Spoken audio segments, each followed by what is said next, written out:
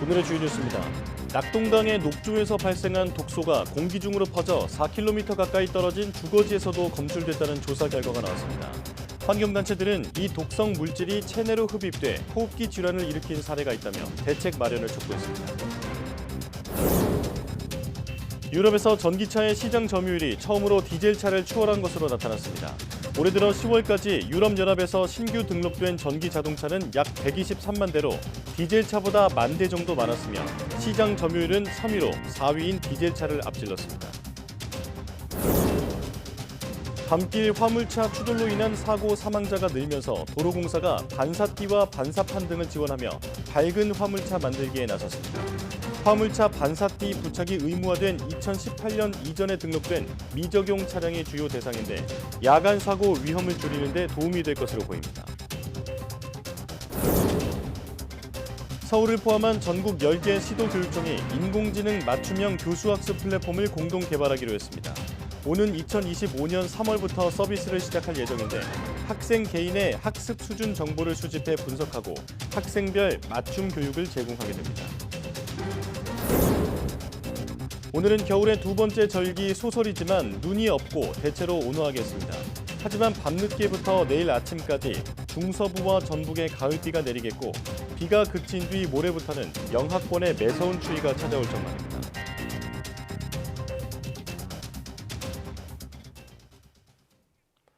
여러분 안녕하십니까? 11월 22일 사이언스 투데이 시작합니다.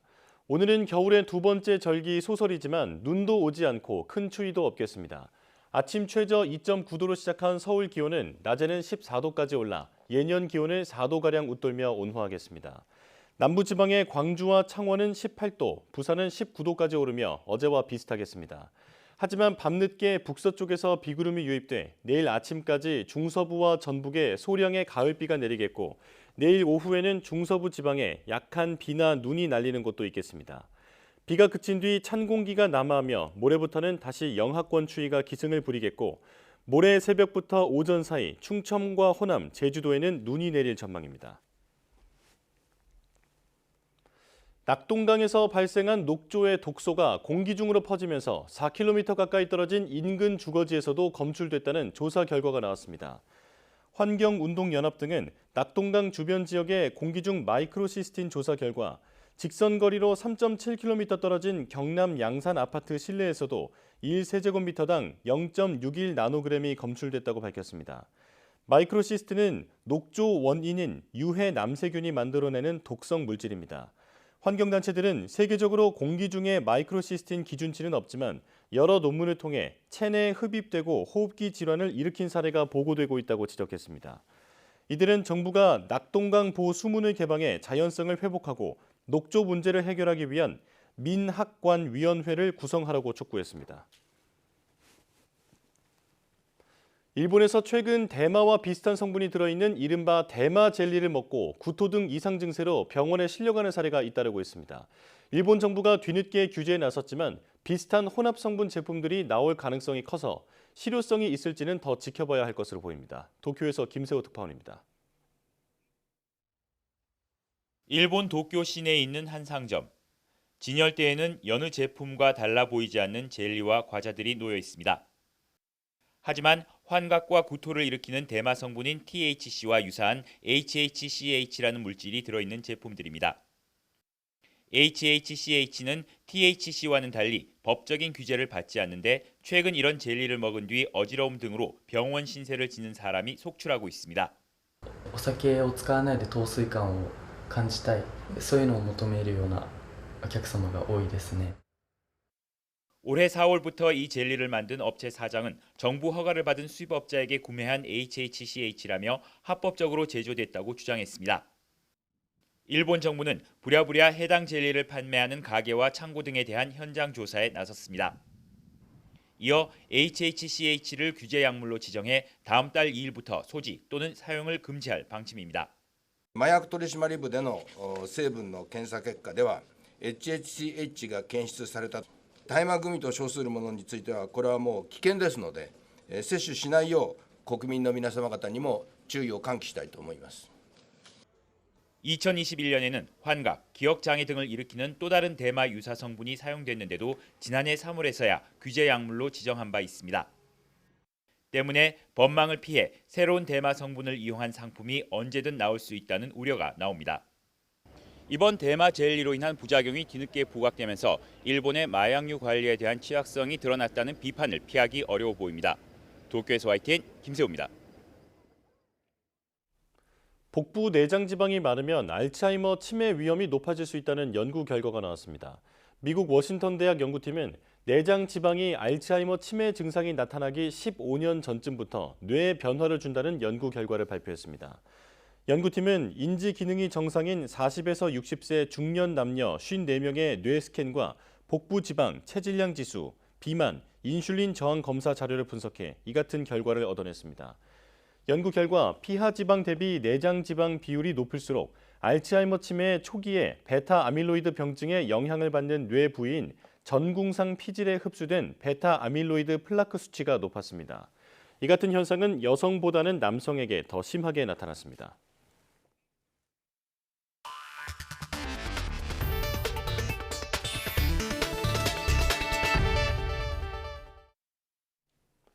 서울시 교육청과 전국 10개 시도교육청은 학교의 미래교육 환경 구축을 위해 인공지능 맞춤형 교수학습 플랫폼을 공동 개발한다고 밝혔습니다. AI 플랫폼은 오는 2025년 3월 정식 오픈을 목표로 하며 학생 개인의 학습 수준 정보를 수집 분석해 맞춤 교육을 제공하게 됩니다. 학부모에게는 주간 또는 월간 리포트를 통해 학습 진척 상황을 알려주고 수집된 공공 데이터를 에듀테크 기업이 활용하는 일도 막을 것이라고 밝혔습니다. 서울시 교육청은 10개 시도교육청과 플랫폼을 공동 개발하게 되면서 약 250억 원의 예산을 절감할 수 있다고도 설명했습니다. 유럽에서 전기차의 시장 점유율이 처음으로 디젤차를 추월한 것으로 나타났습니다.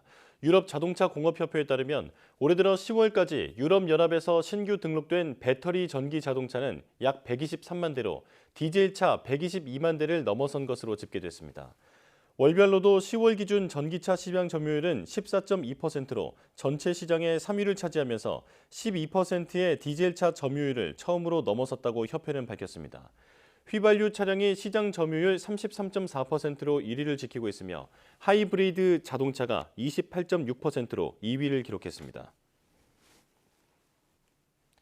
글로벌 자동차 회사들이 컨베이어 벨트가 없는 첨단 자동차 공장을 구축하는 데 뛰어들고 있습니다.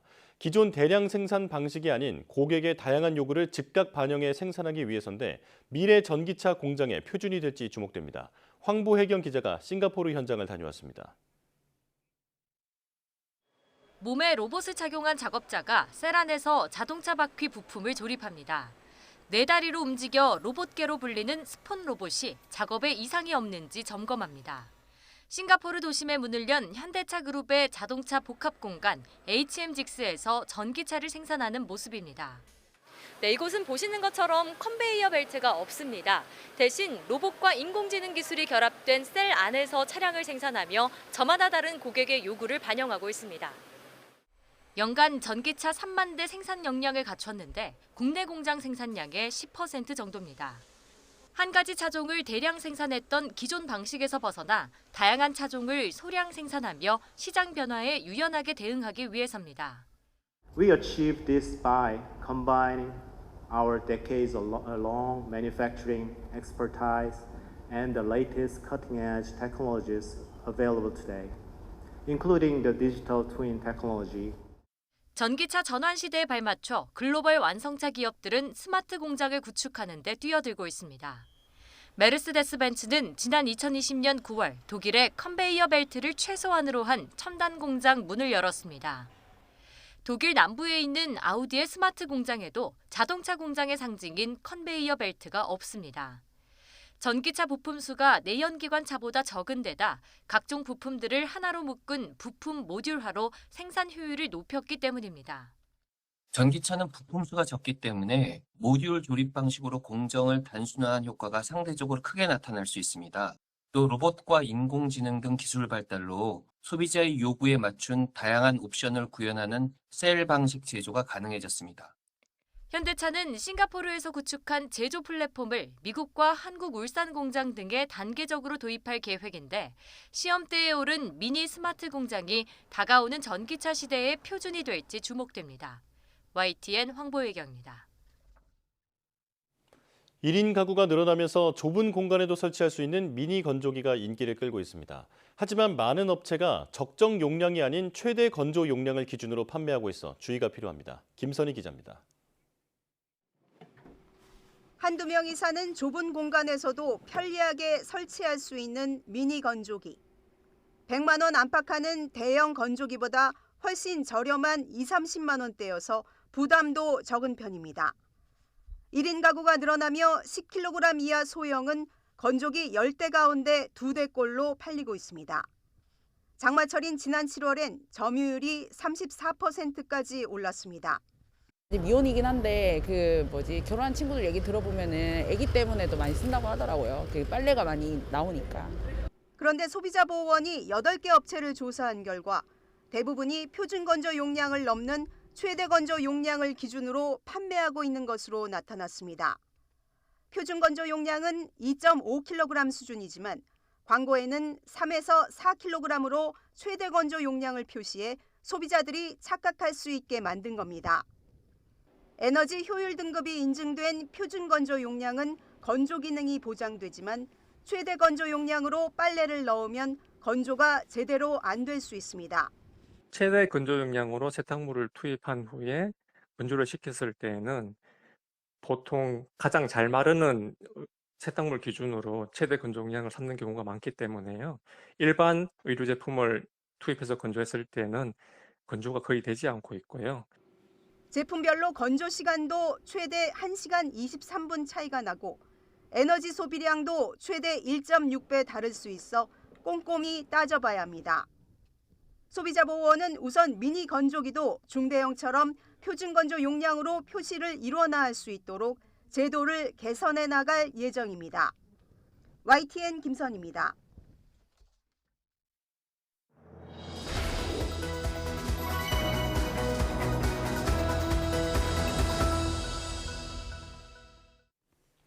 우리나라 대표 연구자들과 함께 다양한 연구 분야에 관해 깊은 이야기를 나눠보는 코너 국대들의 연구실 시간입니다. 오늘은 한국건설기술연구원의 연구실을 방문해 보겠습니다. 초겨울이 되면 겨울에 도로에 생기는 살얼음, 이른바 블랙아이스로 인한 사고가 잇따르는데요. 블랙아이스는 잘 보이지 않아 피하기도 어렵고 자칫하면 대형 추돌 사고로 이어질 수 있어 도로 위에 침묵의 살인자로 불립니다. 이런 사고를 예방하기 위한 국내에서도 다양한 연구가 이루어지고 있는데요. 현재 개발된 기술에는 어떤 것들이 있는지 장진환 연구위원과 함께 이야기 나눠보겠습니다. 어서 오십시오. 네, 나오셔서 고맙습니다. 자, 도로 살얼음, 그러니까 블랙아이스가 어떤 것인지 그리고 언제부터 발생하는 것인지부터 설명해 주실까요? 네, 도로 살얼음이란 도로에 생긴 얇고 투명한 얼음막으로 운전자가 눈으로 인식하기 매우 어렵습니다. 실제로 도로 살얼음 사고 운전자 대부분이 브레이크를 밟기 전에는 도로가 얼어 있었다는 것을 알지 못했다고 했습니다. 예. 이러한 도로 살얼음 교통사고는 야간 노면 온도가 영하로 내려가기 시작하는 12월부터 많이 발생하고 있는데요. 그 이유는 초겨울에는 노면 온도가 영상과 영하를 왔다 갔다 하기 때문에 운전자가 노면 상태를 오인식할 가능성이 매우 높습니다. 아, 네. 이게 가장 추울 때 이런 블랙아이스가 생길 거라고 생각했지만 초겨울부터 위험도가 높아진다 이런 말씀이신데요. 자, 그러면 이런 도로 살얼음으로 인한 사고는 얼마나 많이 일어나고 있나요? 네. 최근 5년간 노면 결빙으로 인해 총 4,932건의 교통사고가 발생했고 그로 인한 사망자는 122명에 달했습니다. 네. 스웨덴의 한 연구에 따르면 약 50%의 운전자는 도로 살얼음 위를 주행하고 있음에도 이를 인지하지 못한다고 하였고 그로 인해 노면 결빙 시 교통사고가 마른 노면에 비해 약 20배 증가한다고 했습니다. 보니까 사망사고의 비율도 꽤 큰 것 같습니다. 네네. 자, 그렇다면 국내에서는 그 대표적인 사고 사례가 뭐가 있을까요? 최근 도로 살얼음 사고가 대형화되고 있어 운전자의 각별한 주의가 필요합니다. 네. 2019년 12월 14일 상주 영천 고속도로 도로 살얼음 사고로 7명이 사망하고 30명 이상이 다쳤습니다. 그리고 올해 1월 15일에도 구리포천 고속도로에서 또다시 도로 살얼음으로 인한 47중 추돌 사고가 발생해 1명이 숨지고 31명이 다쳤습니다. 네, 다 기억이 나는 것 같습니다. 자, 그렇다면 이 도로 살얼음이 왜 생기는 건지도 설명해 주시죠. 네, 겨울철 도로 살얼음은 녹은 눈이 재결빙되거나 어는 비가 내릴 때 안개나 설에 의해서 발생합니다. 네. 올해 구리 포천 고속도로 사고는 녹은 눈이 재결빙되어 발생했고 2019년 상주 영천 고속도로 사고는 어는 비에 의해 발생했습니다. 또한 2020년 12월 28일 영천 녹종교에서도 도로 살얼음 사고가 발생했는데요. 이는 안개 설에 의해 발생했습니다. 네. 그런데 다른 말씀은 다 이해가 되는데 어는 비라는 게 눈도 아니고 우박도 아닌데 이게 뭔가요? 네. 비가 얼어 있다고 하니 조금은 의아하실 텐데요. 겨울철 강수는 기온의 연직 분포에 따라 눈, 진눈깨비, 어는 비, 비로 나누어집니다. 네.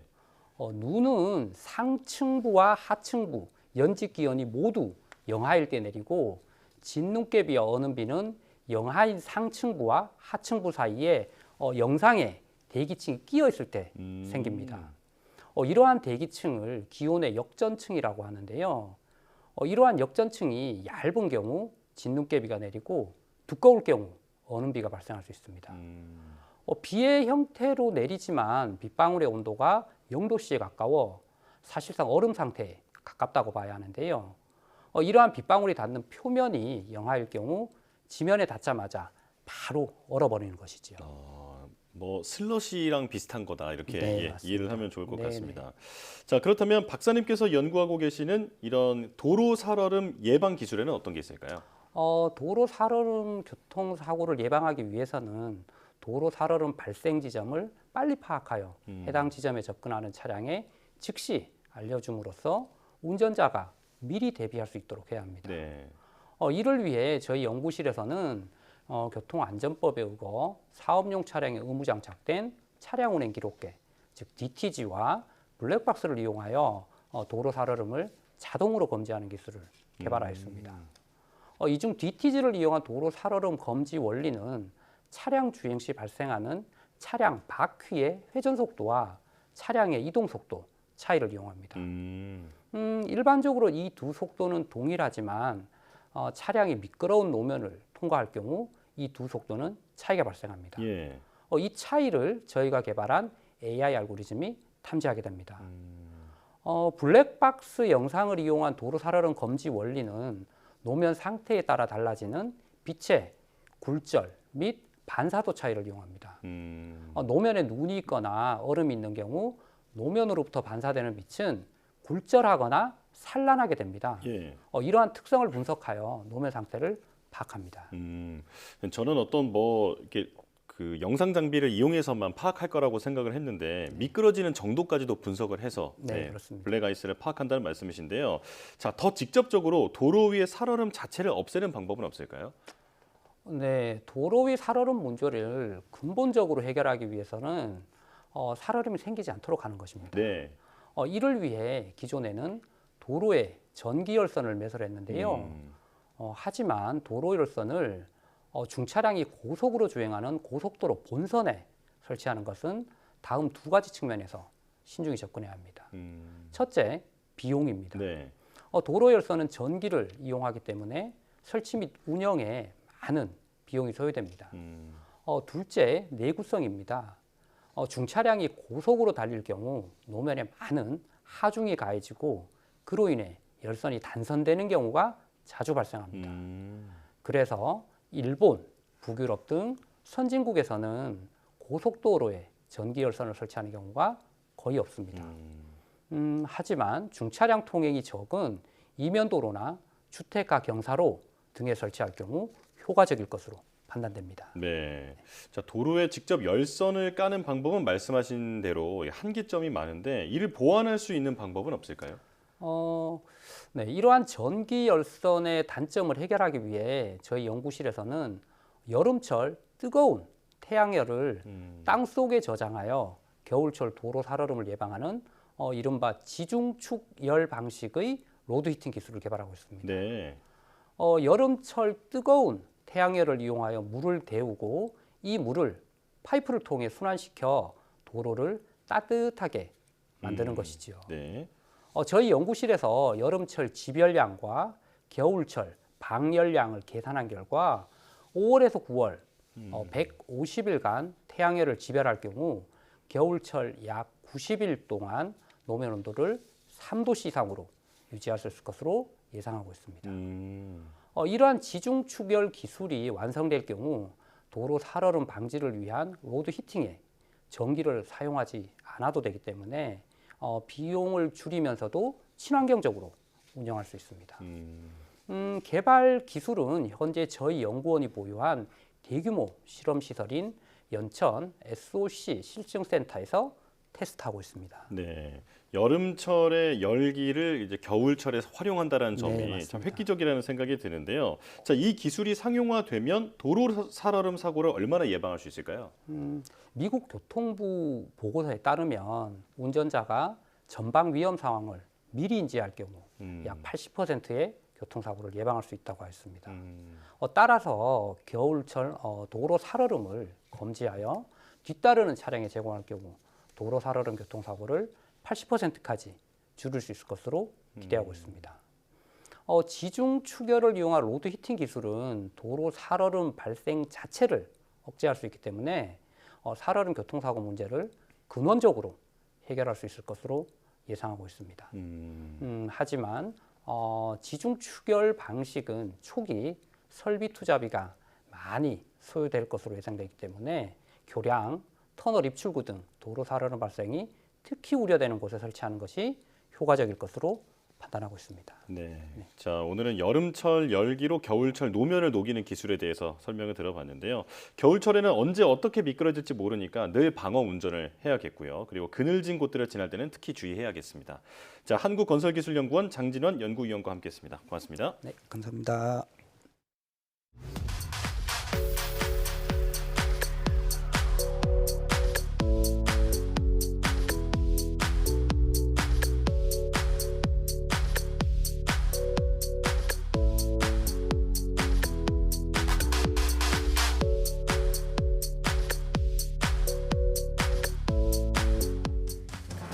앞서 미니 건조기를 판매하는 업체들이 표준 건조 용량이 아니라 최대 건조 용량으로 광고해 구입 시 꼼꼼히 확인할 필요가 있다고 전해드렸는데요. 너무 많은 빨래를 억지로 건조시키면 건조 시간과 에너지 소비량이 늘어날 뿐 아니라 열기가 빨래에 고루 퍼지지 못해 옷이 타거나 눌어붙을 수 있습니다. 구입 계획이 있거나 이용 중인 분들은 제품 설명서에 나와 있는 표준 건조 용량을 확인하시는 게 좋겠습니다. 뉴스 마칩니다. 고맙습니다.